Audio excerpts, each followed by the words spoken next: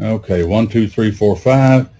And I'm going to try to take the questions over here. Loud and clear, Bill Rafter says, and Paul Gill. So what I have done is right below me, I put the questions in there so that I can see when you ask a question. But this is going to be a great, powerful, but basic and simple session that's going to give you some confidence in what you need to know before you make your offer. And when you do these things, you will feel it'll just make you a better investor and will allow you to make those offers. So here we go. We got, I created myself a little cheat sheet here that I'm just going to try to scroll down here because you don't want to see me write all the time. We got 4 basic parts. And the 4 basic parts involve, number 1, that's going to get on me because I didn't button the shirt. But anyway, 4 basic parts.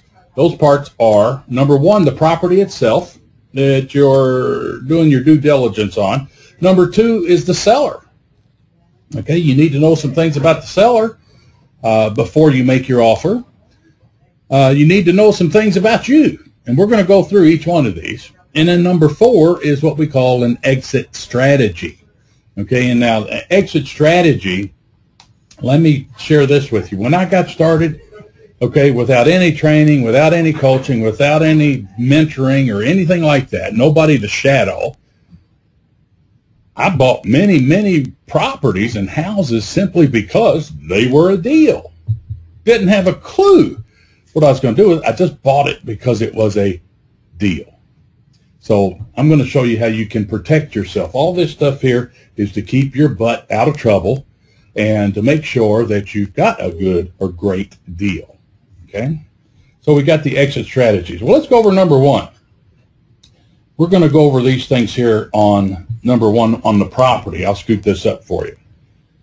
And what we've got is the location. Now, you're not just going to run around willy-nilly and make offers everywhere, all over. Let's see, I got to scoot this up a little bit, okay? And make offers everywhere in town. You're just not going to do that, and it doesn't work. So just like you've heard people say, involved in real estate, location, location, location. Well, guess what? They're absolutely right. And so is that location someplace that you might like to own real estate? Okay, not only that location, but let's do this. Location and neighborhood. Okay, you ought to know the neighborhood. Okay, is that location where you want to do real estate? Now there's some neighborhoods in my town that I do not want to own any property in. Okay, and it has to do with some other things we're going to get into right now. Next one is the structure and construction. Now what do I mean by that? Now what if you had like a 2.5, 3-story Victorian style house? Okay, I'm not going to like that. Obviously it's built before 78. Okay, and 1978 is a magic date because if it's built after that, then it's lead free. If it's built before that, then you're going to have to deal with disclosures involving lead in the home. Even if it doesn't have it, even if it's been remediated, it's still something that's going to require another federal form.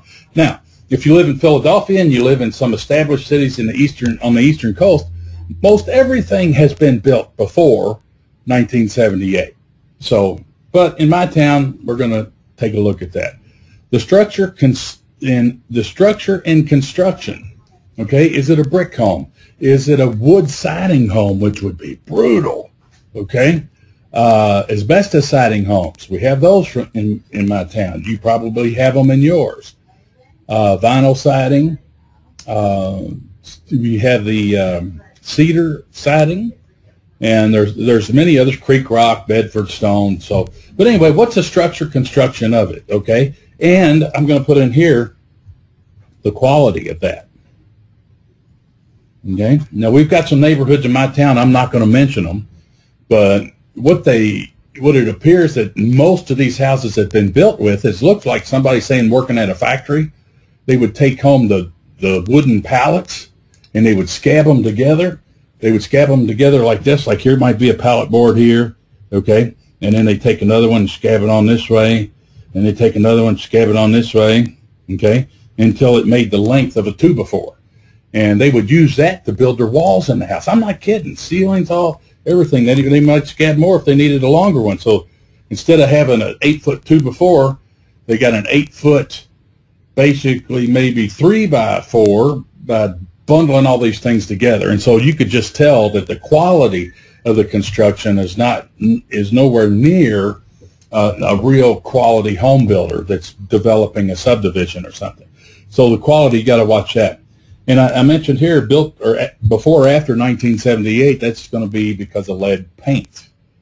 And what's really insane is, like, up until, I think it was 1974 maybe, that in order, get this, okay, this is how insane some of this stuff is, okay, but in order to get an FHA loan back in the day, they had to get the home certified that it had 2 coats of lead-based paint on the interior walls. Isn't that insane? 3 years later, they change it and they find out it's a poison. So, wonderful government regulations and all. All right, updates and repairs. The property itself, what does it need? What does it need to make it livable? What does it need to make it a retail property, to have that thing to be the best, the polished diamond in that neighborhood? Okay, you're going to need to know that. Is the kitchen, you know, Leave It to Beaver or something from Mayberry, and it looks that old? Doesn't mean it tore up. It just needs to be updated. Same way with bathrooms again. And then it's going to be high or low maintenance. That's huge to me. That's huge. What kind of risk are you going to have with owning this thing simply because of the property itself? Now, I mentioned a 2 or 3 story Victorian home. So just imagine somebody cleaning the gutters out on that. They're going to have a big old long extension ladder that's probably sticking out into the street. Maybe they wrap it with garbage cans so people don't hit it. They get up there. What if they fall? If they fall from 2 or 3 stories up, odds are they're going to the hospital. And if you've got a little 3-bedroom brick ranch, some people call them a flat. We call them ranches. You have 1-story home, and they're cleaning out the gutters. They're using a step ladder, odds are. And if they fall off of that, they just brush off their knee and get back up again. So high or low maintenance, okay, that's what you want. Wouldn't you prefer on something you're going to have as a rental to be low maintenance? Absolutely. Okay, so now let's move on to our second page. And I'll flip this over. And, oh, what did this thing do? It went and did all kinds of things. Okay, now let's talk about your seller. So this thing printed double-sided. Okay, so the seller, first of all, when doing or pursuing a deal or this and that, it's real hard to force a square peg into a round hole. Okay, and so one of the qualifying criteria is that your seller must, okay, your seller must be motivated. Now, what do I mean by that? Well, a motivated seller is somebody that has a problem with that property. Selling that house or that property will solve all or a major part of their problem. And so they got to be motivated. If they're not motivated, then you're beating your head against the wall. Okay, so you want to deal with somebody who is motivated to sell that property. Motivated seller's a must. Okay, now moving on down, we've got, can the seller offer you anything? Just ask yourself that. What can the seller offer you? And is there a perfect answer on this? No, the sky's the limit. Okay, and what I'm going to show you is some things here. Okay, can they offer you seller financing? Not so much to get their blessing to do it, but is your seller in a position where they could? Okay, and so that's why it's important when you're doing your due diligence, gathering your information, you interview your seller, okay, you're going to be able to have a good idea if they are in a position where they can, okay, or they're able to offer any kind of seller financing, okay? Don't just flat out ask them, okay? And yeah, that's part of the additional training when you get to the interview process. But the point I'm trying to make to you right now, just on what you need to know before you make your offer. Find out stuff about your seller. Are they positioned to offer seller financing? Do they have any cars, boats, airplanes, or other real estate that they could package in with this deal? And I put airplanes on there because it's insane, because it could be. But what else can they add to the deal? What else can they offer you? Okay, and you know, a lot of people think, well, appliances or washer, dryers, and fridge. No, that's just hot air stuff. Okay, you don't want to get in the appliance business. Okay, what about takeover payments? Does the seller have a fantastic existing first mortgage loan with a reputable lender that has a low fixed interest rate that you might want to take advantage of? Interesting. Okay, so these are some of the things you need to find out about your seller, okay?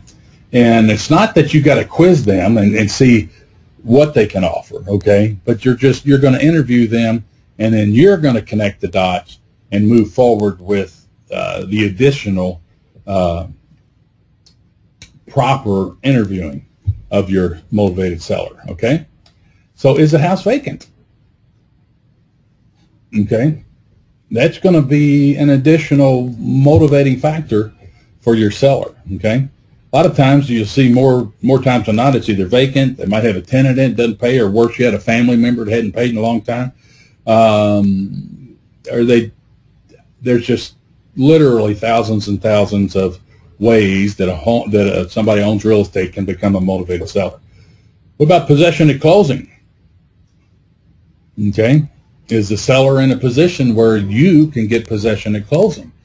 Because if it's not, then that's going to be a big variable for you, because you don't want that homeowner. There's some kind of thing where there's an unwritten rule in the sky that says, we've got 30 days to move. Now, where the heck did that come from? I don't know. Maybe realtors just, inform the sellers of that. I'm not quite sure. But a lot of them believe that. So you need to get that cleared up from the get-go, because what you don't want to have happen, you don't want the homeowner to stay in that. If you buy it, you don't want the homeowner to stay in that property after the closing, because now it's a whole different legal area. They're not a tenant, they're the previous owner, but you don't have possession and they're not moving out. Isn't that pretty butt ugly? So let's get this cleared up right at the closing, okay?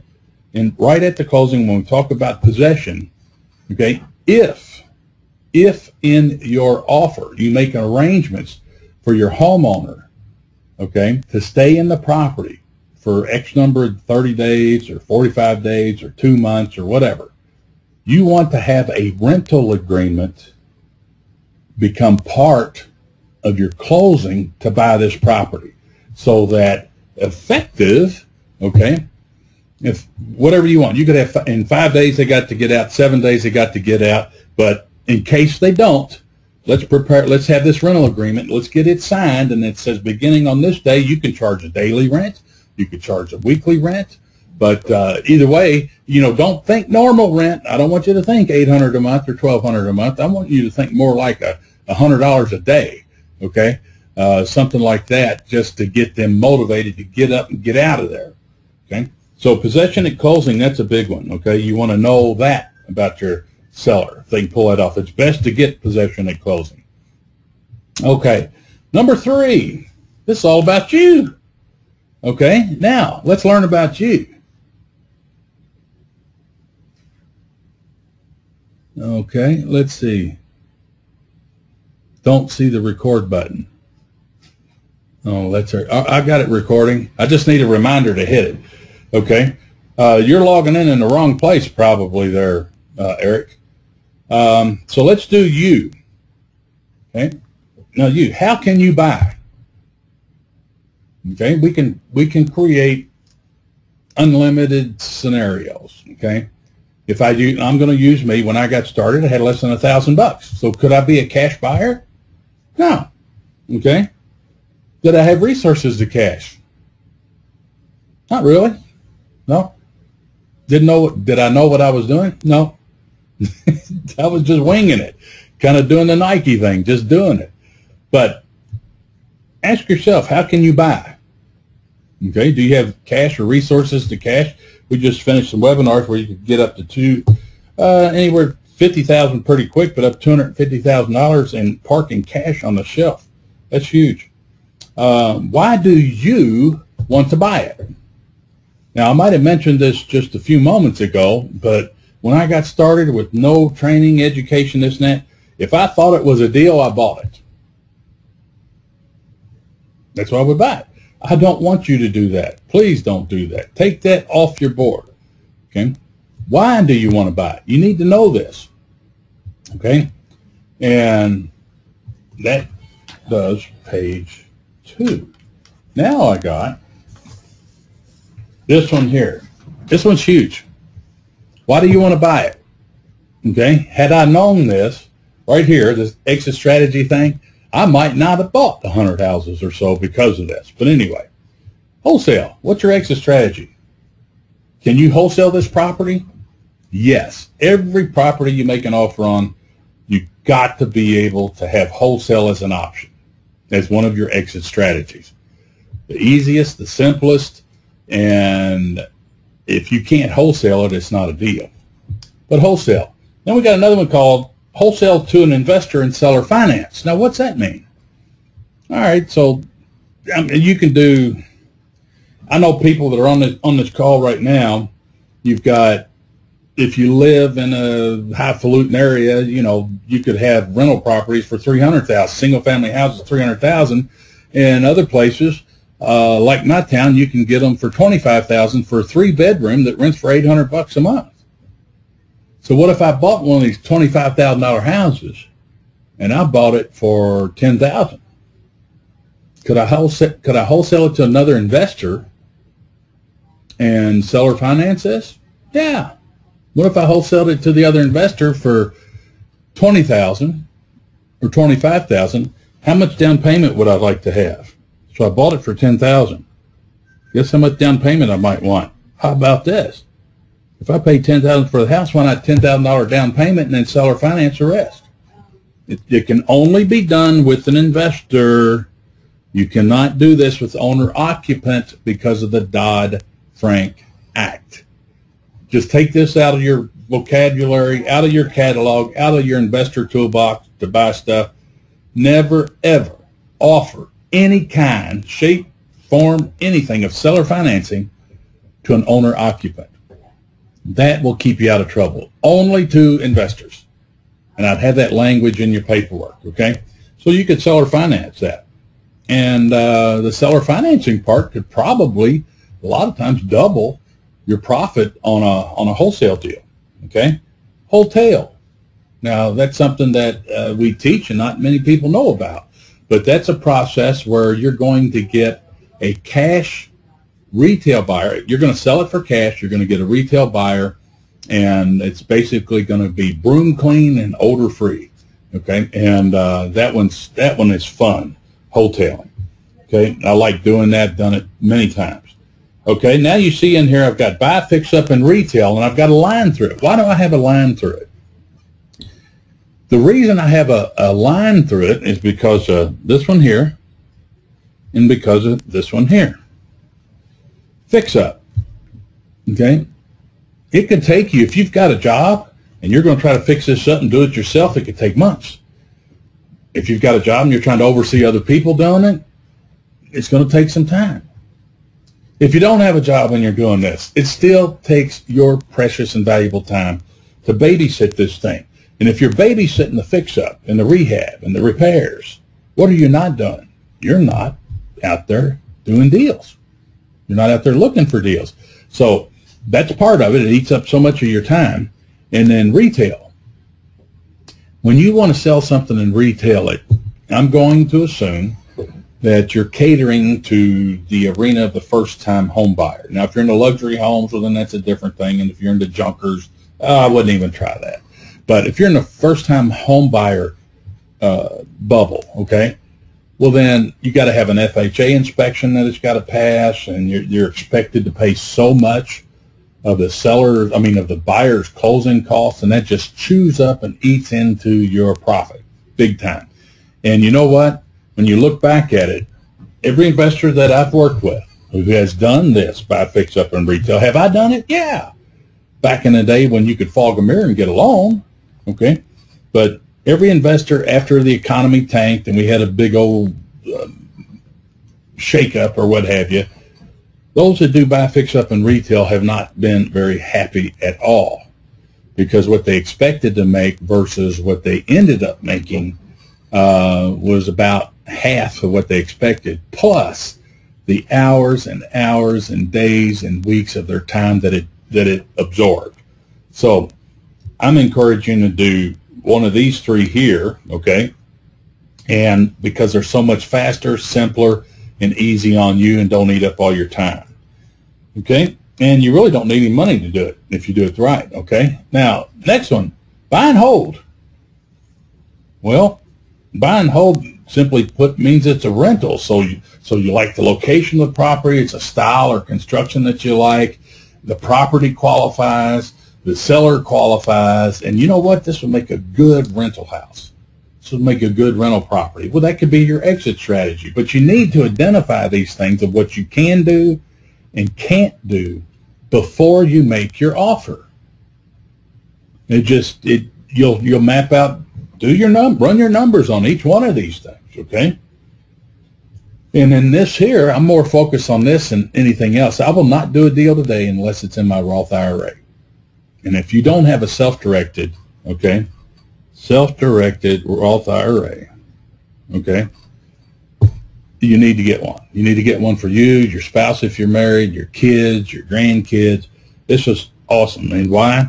Tax-free profits and income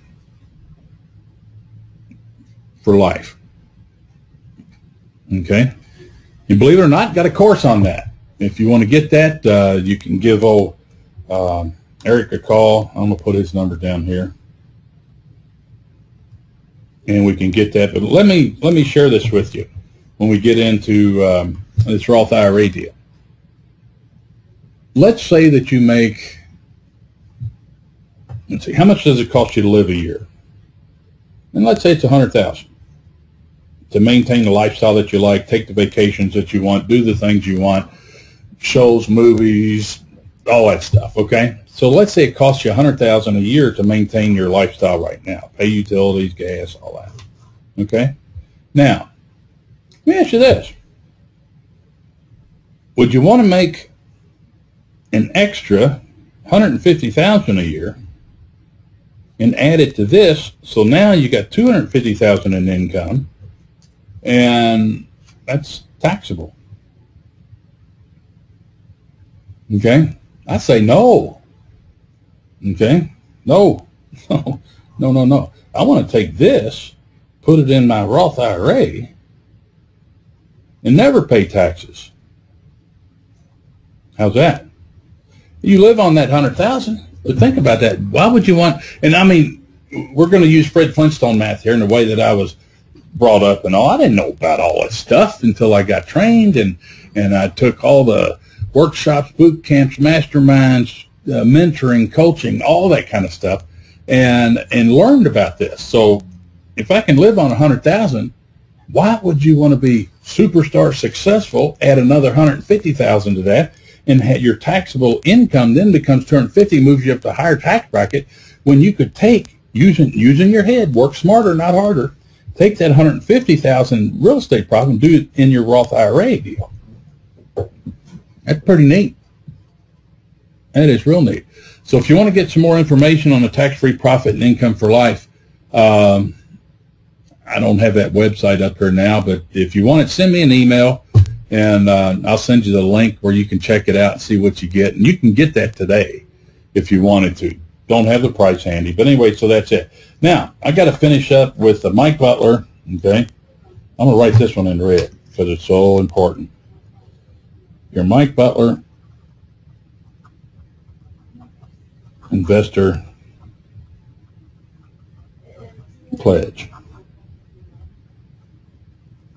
And I want you to take it. I want everybody to become part of this. And somebody, let's see, I'm going to put all your hands down, okay? And let's do this. Now, Hello, Teresa. I see you're on here too, girl.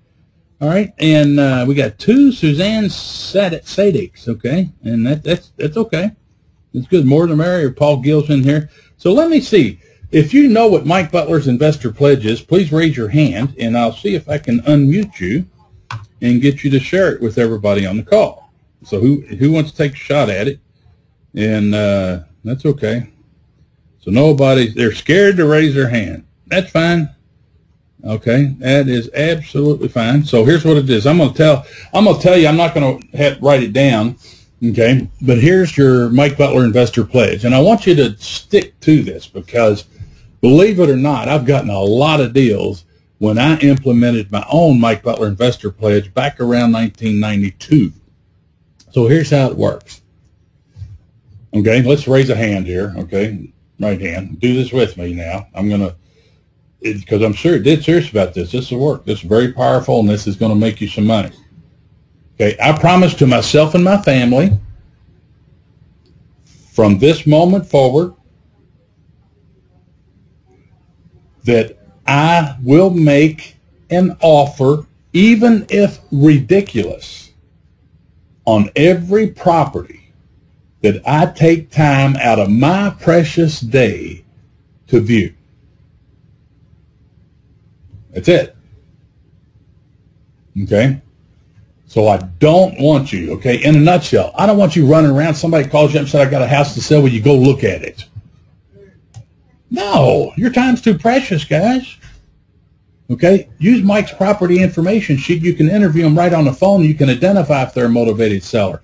And you can see what your options are with all 4 of these things that we went through. Okay?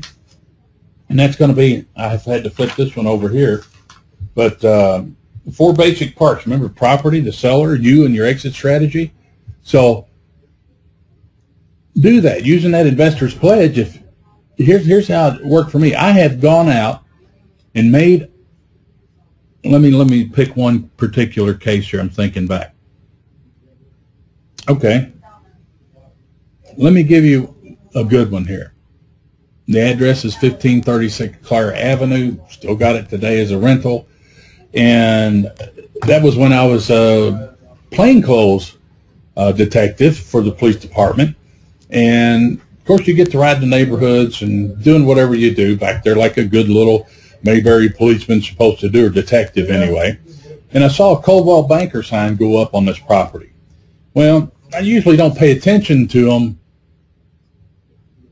I usually don't pursue those when the sign first goes up. Okay, if I'm curious and I got time, I might look it up and see what they want for it.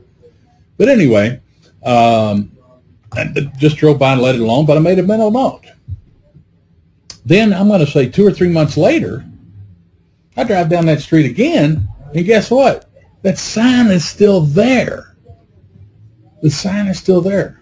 Something's wrong.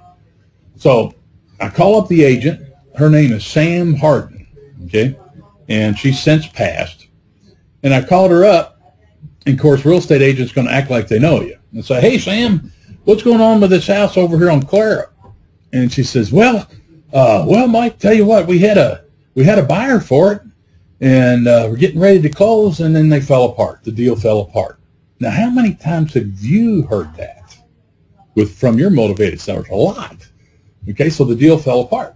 So I said, is it vacant? She says, yes. I said, you got a lockbox on it? She says, yes. I told her, Sam, I'm sitting in front of it right now, and I'd like to go inside and take a look. So she gave me the key code. I go in and I look at the house on the inside. It had been owner-occupied, say, 40 years. It's 1 block over from where I grew up, the street I grew up on. And clean as a pin, you know, definitely kind of Mayberry-ish, okay? And the lady had, this house was basically a shotgun house. Well, no, it wasn't a shotgun house either. There's a story and a half. It's kind of like a camelback with 2-story in the back with a bedroom above. But in the back door, you walk in the back door, you had 4 or 5 steps to go down into the basement. And she had a beauty shop down there. And so I really didn't like the floor plan, really didn't like the house at all. But you know what? Remember that thing there? The Mike Butler Investor Pledge? I did that. So because I walked through it, I decided to make an offer. Now, she had it listed maybe $69,000, $70,000. I made an offer, okay, $20,000 cash. Now, is that a ridiculous offer? Absolutely. Did I want the house? Not really. Okay. Well, guess what? The next day, Sam calls me up and she cusses me out. Blah, blah, blah, blah, blah, blah, blah, blah, blah, blah. And the gist of it was, if I'd have known that, I'd have bought it. Okay, well, keep in mind, real estate agents, when you give them an offer, they have to submit it to the seller. Doesn't have to be on their 28-page packet of forms. Just write it up on a simple one-pager, give it to the agent, and that's how it works. Okay, let that agent worry about all their paperwork. You don't have to do that. Go sit down in their office for 2 hours and have a cup of coffee and all this and that. No, no, no, no. Okay, so I wrote up my offer, took it over to her office, dropped it off to the receptionist or whatever. It was on one page, one simple page. And so the sellers accepted it, and I bought the house. Now, here's what's interesting, okay? I still got that house today. It's renting for like $750, okay? And still got it today. Then what, we got some people coming in the office up front there. But still got it rented today. But anyway, I'm going to say 6 or 8 weeks later, I get a phone call. And they asked me, say, is this Mr. Butler? And I said, well, it depends. Well, it turns out it was this older couple that lived in that house for 40 years that sold it to me. And they got a check from their insurance company for some kind of storm damage, roof, what have you, this and that, for $8,000 and some odd dollars. $8,000. And they asked me, they said they called the agent and asked if it was okay to call me. So the agent gave them my number, called me. And so then I said, tell you what, they're Lucille and Elmer or whatever their names were. I said that they lived in Cave City, Kentucky, about 100 miles south of my city. And so I loaded up my daughter. I said, how about we come down and have lunch with you guys? She said, okay. So I went down there, had lunch with them, walked out with a $8,000 some odd dollar check. They signed it over to me, and then I deposited that. So look at what happened with that deal. I ended up getting that house. When you subtract off the $8,500 off my $20,000, that's a pretty good deal. And it was ready to rent. And unbelievable. But you know what? It never would have happened without that right there. Without that right there. So let's do that. And if you're making enough money now to buy your groceries and live the lifestyle that you want, let's get you hooked up and get you going with your self-directed Roth IRA. I can hold your hand with that. I've got a simple home training system that takes you from A to Z, how to open it, fund it, make an offer on real estate, and put it into your Roth IRA. It's just incredible. If you want information on that, just send me an email to news@mikebutler.com, and I'll send you the link, and you'll get to see everything that's in there with that. So let's see if we got any questions. If somebody has a question, raise your hand. I'm going to pick on old Teresa first. Okay, how you doing, Teresa? I'm doing well, thank you. Oh, did I catch you off guard? Yeah, I'm working. Oh, you're at work? Well, I work, you know. Okay. I work, you know. Okay, I got you. Okay. What do you think about this? I love it. I love it, and it, you know, I'm looking at a couple places now, and you just reminded me in the pledge. It's like, wait a minute, I don't know that I want to take the time to go see them. I'm not sure if that's, you know, I need to make some calls first. So thank you for the reminder. Yeah. So Teresa's been doing this for a while, guys. And did you hear her say? Now she's a superstar over there where she's at doing this, and I've known Teresa for years. But anyway. She said, I really don't want to take the time to go over there and look at it. Isn't that what you said? Yep. Okay, so why not qualify this stuff so that you're not wasting your time running around looking at properties? And if you can do all this over the phone, then when you go look at the property, all you're doing is verifying the condition that they reported it was to you. And you get to check out the neighborhood and the neighbors too. So that's kind of neat. How's hubby doing, Teresa?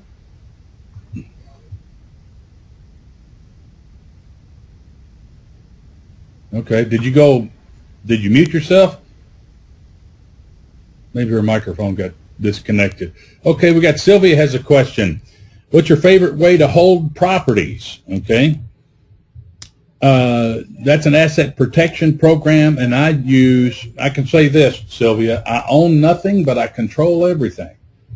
And so I use trust, and if you want to get more details on that, go to trusteeservicesusa.com. Okay. trusteeservicesusa.com. That's me and Harry own this, and we offer these services to investors just like you, Sylvia. But, okay, as far as the owner of record is going to be the trust, but the beneficial interest is going to be an LLC. So trusts do not replace LLCs. You need to have, I highly recommend LLCs and behave properly, but we can get you set up for that in any state USA. Okay, good question, Sylvia. Who else got a question here? Oh, Teresa just bumped up. Maybe she got caught at work. That's what she was saying. So we got Andrew, Anto, Bo Rodriguez, Bill Janiga, welcome aboard. Bill Rafter, Brian Moss. Okay, Brian's got a question, and I'm going to unmute you, sir. You got to unmute your own microphone. There you go. Let's see if we can hear you. Hey, Mike, thanks for doing this. Yeah, thanks. Can you hear me okay? Yes, Brian. Can you hear me okay now? Yes, Brian, I can hear you just fine. Well, thanks for doing this, and I got my very first rental property just closed on. We're doing some repairs to it, and my first possible tenant asked me about Section 8. Would you advise starting out with a Section 8 tenant, or just putting that off maybe until the second or third when I have more experience? That's an excellent question, Brian. You kind of caught me off guard, but there's we need to do one of these sessions just on Section 8. Now, here's the big thing. Okay, just because they're on Section 8 doesn't make them magically wonderful. Okay, we screen folks who are on Section 8. We screen them the very same way we do the folks that pay straight rent. So they've got their fair share of dirtbags on there, okay, on the Section 8 program. But they also have their fair share of wonderful, wonderful families that need that program, and it helps them out. And I can tell you this, I've got many Section 8 tenants just as good or better than straight rent tenants. It's up to us and you to weed through the crap. So what town are you in, Brian? I'm in Greenville, South Carolina. Pretty big town then, isn't it? Yeah, it is, but I've restricted myself to a pretty small area of it, and I think, I'll tell you what, Mike, I want the neighborhood to get better because, appreciation would be good, but my initial thought is that means that I can't take drive-by applications because I don't want people that already live in the neighborhood to move into my rental. I want, people that don't live there to move in. Does that make sense? Yeah, all that's kind of pie in the sky, and that's your goal, that's your objective, and you want to help the neighborhood and all this and that. But the bottom line, Brian, is nobody's going to bail you out if you get in trouble. Okay, so let's take care of Brian first. And Section 8, if you're getting started and you have no money, you can get higher than normal market rents in certain neighborhoods using the Section 8 program. And I'm not going to dwell on it. It's like necessary evil when you're getting started, if you started out like me. But I've also got, successful investors that say, phooey on Section 8, ain't never doing it again. And the main cause of that, Brian, is that the pendulum swung the other way. Back when we were growing up, there was a lot of responsibility with being a tenant. And the Section 8 program here in my town would, if a tenant had a problem and they called the Section 8 office, they would refer them to call the landlord or property manager. They don't do that no more. They tell them to call an attorney or legal aid or something like that. So they're anti-landlord, it seems like, at least in my town. Depending on the size of your town, Brian, and you'll find that odds are you got a RIA group, a Real Estate Investor Association, in your town? Yeah, we do. Okay. Do you attend those meetings? Well, I'm going to. The first one is the third Monday of the month, so 2 weeks from now. I highly recommend you join that because then you're going to get your local stuff. But I got investors who live in small towns where everybody knows everybody, including the folks working in the Section 8 office, and it works wonderful there, and everybody gets along, and it is still Mayberry. I don't think Greenville's still Mayberry. I think Greenville's a little above that. Don't you? It's getting bigger every day, yeah. Yeah. Okay, so I'm not. I'll do a whole. We could do a whole session just on Section 8, and I don't think people want to hear all that right now. And if you want to do a coaching session, just give Eric a call. Where did I put his number? Yeah, there it is, right there. Give him a call, and we'll get you set up for a coaching session, or send me an email. Either way. Let's see who else has a question. Don't do that. Thanks so much. Good one, Brian. Okay, and by the way, I still have properties on Section 8, so just not near as many. Hampton Skurlock. Hello, wild man. You're in there. And Lauren Willoughby. Yes, Lewis Baldwin up there. Cool. I'm going to see Lauren, see if your microphone's working. Is it working, Lauren? You there? I can hear it grunting, but that ain't going to work. Oh, Lewis Baldwin, buddy, where are you at? Say something. I'm here. Okay. Here I am. Are you? Can you hear me? Yeah, I can hear you. I'm here. Come on, dirtbag. All right. All right, so what do you think? Give me your comments on this one real quick. Yeah, I like it. It's a nice overview going into spring as we keep on chugging away and picking up property, just to keep in the forefront of your mind what you're supposed to be doing, and a nice little mental checklist as you go through your investor process. Cool. We got to get your trust going too. I've been waiting for those. Eric said you've been super busy. Oh yeah, we're going to get some kind of class. We're ready. We're going to get some classes going for you up there too. Awesome. All right. And let's see. We got Paul Gill. You should be on, sir.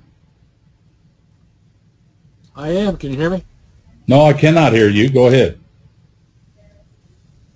The one thing I had on it was back when you get looking for motivated sellers. When you get what? To try to keep focused. I'm sorry. I missed. What was that first part? On keeping looking for motivated sellers. Okay, gotcha. It gets frustrating sometimes when you're making those kind of calls. And so I got a little plaque in front of my desk here, and it says, "I'm not looking for the people I'm looking for the people who need to sell, not the people who want to sell." Exactly. So it kind of keeps me focused on what I'm looking for and not get discouraged when I'm making the calls. Okay. Please repeat that slowly, and I want everybody on the call to write that down. That is excellent, Paul. I'm looking for the people who need to sell, not the ones who want to sell. Okay, Paul's looking for people who need to sell instead of people who want to sell. Huge difference there. I love that phrase. I love that phrase. That's awesome, Paul. So everything going okay over there in Lexington? Going good. Just wish it'd quit raining for a while now. Same here. I'm going to move on. I think we've got another question. And we got Robin Dirksen. Is your microphone working, Robin? I hear you breathing. Say something, Robin. Oh, your microphone's turned off. Now it is. Oh, I'm sorry. I'm sorry. I don't have a question at this time. Thank you, though. Okay. Where are you at, Robin? I'm in Chicago, Illinois, Mike. Wonderful. Yeah, that's an exciting town, that's for sure. My neighbor's up there now with her kids and all over Bookface with all that stuff. So we get to see it. That's great. Well, okay, so it looks like we love having you at our arena. Yeah, where's Silva? Brian Udell's on here. E.T., I wonder who that is. Frenchie, Benjamin, and Iva Alexander. I'm looking for Sylvia. We got, oh, wow, I got to scroll. It only shows me so much at a time. Let's see if she's got a microphone. Do, Sylvia? I think you're talking about me, Mike. Is Sylvia?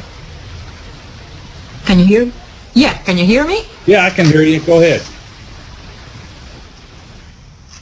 Yeah, no, I already asked my question. It was about holding property. Oh, did I answer it? Okay, I answered it already. Okay, gotcha. Where are you at, Sylvia? Yeah, perfect. Thank you, Mike. Where are you at? I'm in the Seattle area. Seattle. Oh, Seattle area. wow, that's awesome. That's awesome. Okay. Expensive. Yeah, expensive. Yeah, I've been there, going back there too, I think, coming up. But tell you what, guys, we've gone way over, and I'm looking forward to working with you again. Stay tuned, and I guess that's it. So, anybody have? Let's see. I'm going to ask AJ here. AJ, give them your final words of wisdom here for today.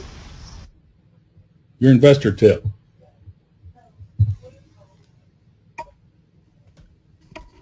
Just keep busy looking for the properties. You just got to keep going after them.